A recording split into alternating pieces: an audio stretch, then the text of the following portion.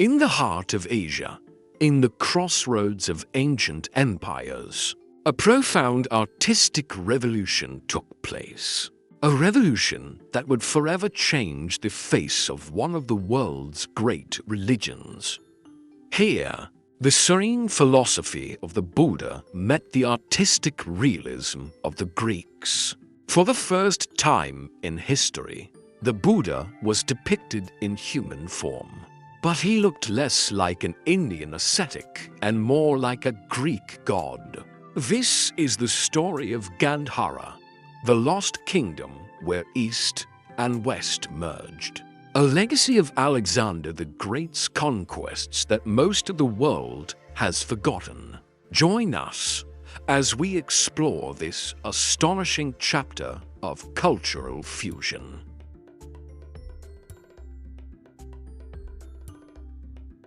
Our story begins with the unparalleled ambition of one man, Alexander the Great. In the 4th century BCE, his Macedonian armies swept across the Persian Empire and pushed to the very edges of the known world into the remote and rugged lands of Bactria and Gandhara, in what is now Afghanistan and Pakistan. Alexander's dream was not just of conquest, but of cultural fusion. He founded numerous cities in his wake, settling them with his Greek veterans to act as military outposts and, crucially, as cultural centers.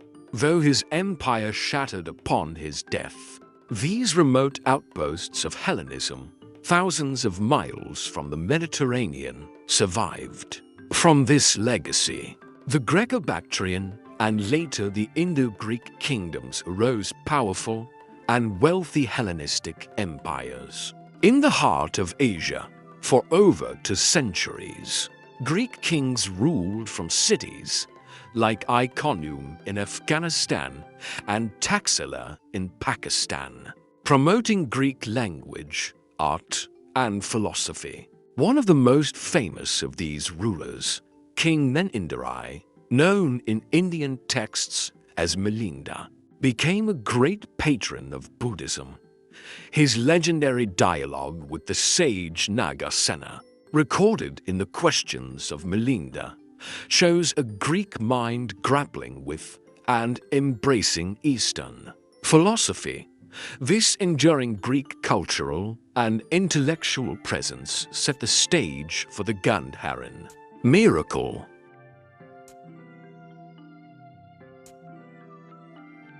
While Hellenism was taking root in the north, another powerful force was moving from the south. In the 3rd century BCE, the great Indian emperor Ashoka, horrified by the carnage of his own conquests, converted to Buddhism and dedicated his reign to spreading its message of peace, non-violence, and compassion. Ashoka sent missionaries in all directions, including north into the region of Gandhara. The people of this crossroads, already a melting pot of Persian and Indian cultures, began to embrace the teachings of the Buddha. They established monasteries and built stupas sacred, mounds containing relics long before the first statues were ever carved. The final crucial element fell into place with the arrival of the Kushans. Originally a nomadic people from the steppes of Central Asia, the Yuezhi, the Kushans swept down, conquering the last of the Indo-Greek kingdoms and forging a massive new empire that stretched from India to the borders of China. Crucially, the Kushans did not destroy the cultures they conquered. Instead, they became brilliant patrons, embracing the Hellenistic art of the region and the Buddhist faith that was flourishing there. They controlled the immense wealth of the Silk Road and used it to fund an artistic and religious golden age. Gandhara was now a crucible, with a Greek artistic tradition, a Buddhist faith, and a powerful, wealthy patron ready to unite them. With the stage now set with Greek art, Buddhist faith, and Kushan patronage all converging in this unique borderland, one of the most significant moments in religious art was about to occur, a moment that would give a human face to an abstract philosophy. If this story of cultural fusion has captured your imagination, I invite you to consider subscribing to the Dusty Codex. Your support is essential in helping us bring these forgotten histories to light.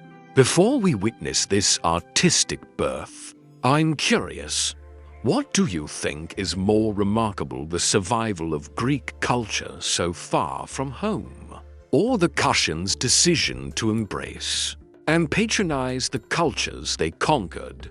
Let me know in the quiet comments section below.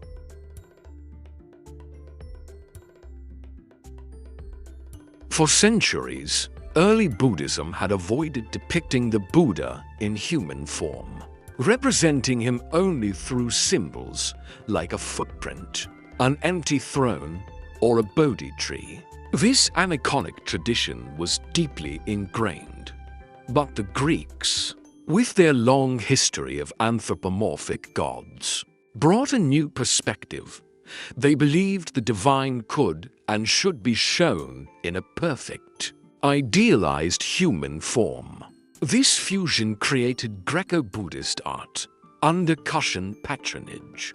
Gandharan artists began to sculpt the Buddha using the visual language they knew, the realism, the anatomical precision, and the sophisticated drapery techniques of Hellenistic sculpture.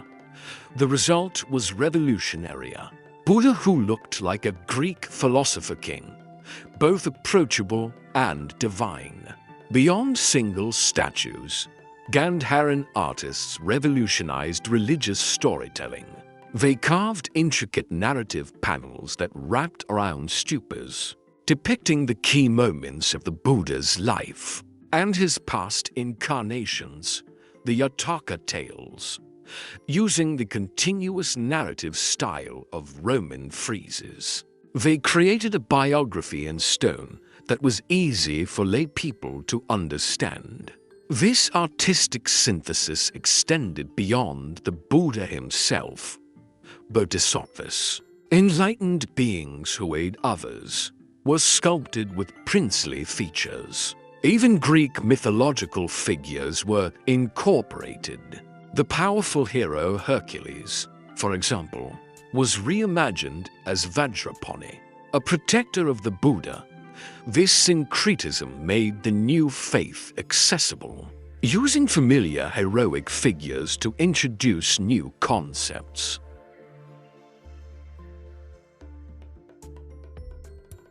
The golden age of Gandharan art occurred under the Kushan Empire.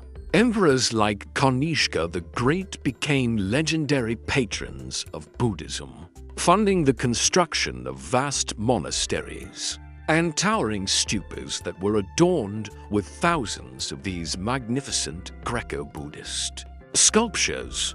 The wealth of the Silk Road was transformed into a breathtaking legacy of faith and art. But the prosperity of the crossroads could not last forever.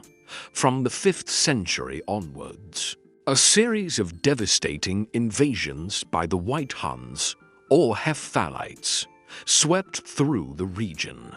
These were not patrons, but destroyers.